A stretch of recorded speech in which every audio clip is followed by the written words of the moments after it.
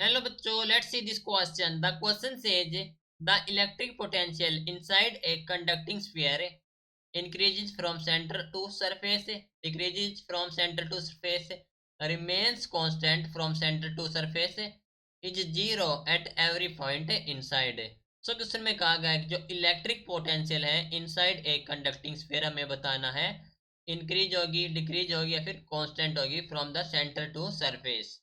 सो इस क्वेश्चन के लिए हमारा की कॉन्सेप्ट यूज हो रहा है, that is the electric potential. Electric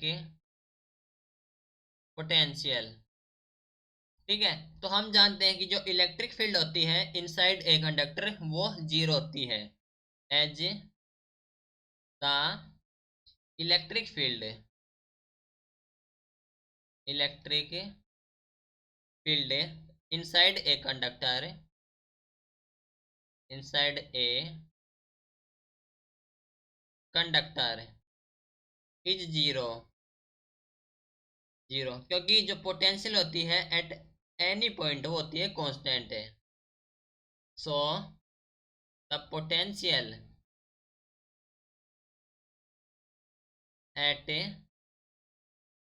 any point is constant, any point is constant. That means हम अज्यूम करेंगे हमारे पास है ए और B, 2 points inside the conductor. So assume 2 points A and B inside a conductor, inside a conductor. Okay, तो जो हम जानते हैं कि जो ई होती है हमारे पास that is equal to the minus of D V upon D R होती है।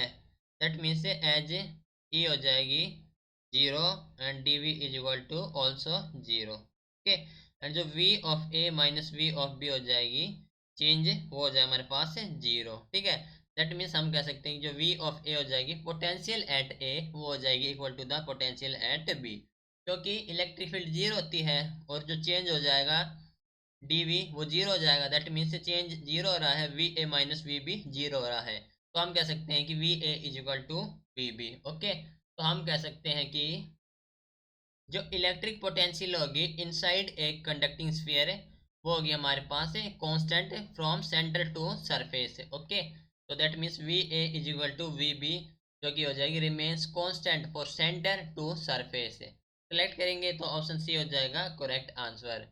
Okay, so this is your final answer. Hope you understood it well. Best of luck.